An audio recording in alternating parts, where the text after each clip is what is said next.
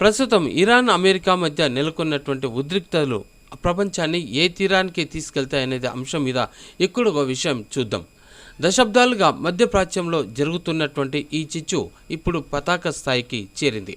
Iran కొత్త supreme leader Mustafa Khamenei బాధ్యతలు చేపట్టిన నాటి నుంచి ఇటు అమెరికా అటు ఇరాన్ మధ్య మాటల యుద్ధం చాలా ఘోరంగా కొనసాగుతూనే ఉంది.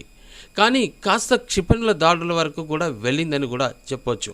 ముఖ్యంగా చూస్తే ఇరాన్ అగ్రనాయకత్వాన్ని అమెరికా లక్ష్యంగా చేసుకొని వార్తల్ని ప్రపంచ దేశాలను వణికేలా చేసింది ఆ ప్రయత్నం. ఇక ఇరాన్ తన సైనిక శక్తి కంటే ఆర్థిక అస్త్రాన్ని బలంగా ప్రయోగించింది. ఇక్కడ ప్రపంచానికి జీవనాడి వంటి హర్మోజ్ జలసంధిని కూడా మూసివేస్తామని ఇరాన్ హెచ్చరించడం దాని వెనుకల పెద్ద వ్యూహమే ఉందని ఇక్కడ గమనించాలి. ప్రపంచంలోని 20% చమురు సరఫరా ఈ మార్గం గుండానే జరుగుతోంది. ఒకవేళ అమెరికా గనుక ఇరాన్ నాయకత్వంపై దాడికి దిగితే ఇరాన్ ఈ మార్గాన్ని మూసేస్తుంది. ఫలితంగా బ్యారెల్ ముడి చమురు ధర $150 దాటిపోయే ప్రమాదం కూడా ఉంది. సో దీంతో ప్రపంచం మీద ఏ విధమైనటువంటి ప్రభావం ఉంటుంది?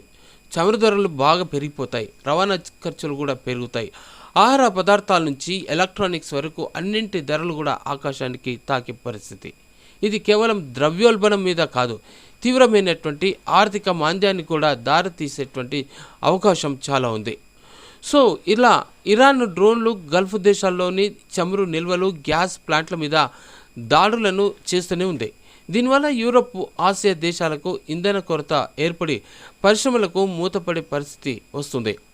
సో దీనివల్ల ఇండియాకు చాలా వరకు నష్టం వాటిల్లే ఛాన్స్ ఉంది. ఎట్లా అంటే భారత్ తన చమురు అవసరాల కోసం గల్ఫ్ దేశాల మీదనే ఆధారపడుతుంది.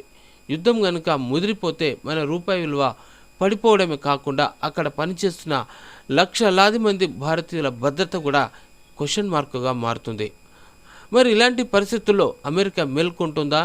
ఇప్పటి వరకు జరిగిన పరిస్థితుల మీద అదొకసారి చూస్తే అమెరికా కేవలం సైనిక చర్యలతోటి ఇరాన్ను అణిచివేయలేమని అనే విషయాన్ని గ్రహించాలి. యుద్ధం వల్ల అమెరికా ఖజానా రోజుకు సుమారుగా $900 మిలియన్ నష్టం వాటిల్లుతుంది. ఇది అమెరికా అంతర్గత ఆర్థిక వ్యవస్థ కూడా దెబ్బతీస్తుంది. దీంతో నష్టం జరగకముందే అమెరికా తన దౌత్యపరమైన చర్యలకు మొగ్గు చూపకపోతే ఇది 3వ ప్రపంచ యుద్ధానికి దారితీసే ఛాన్స్ ఉంది.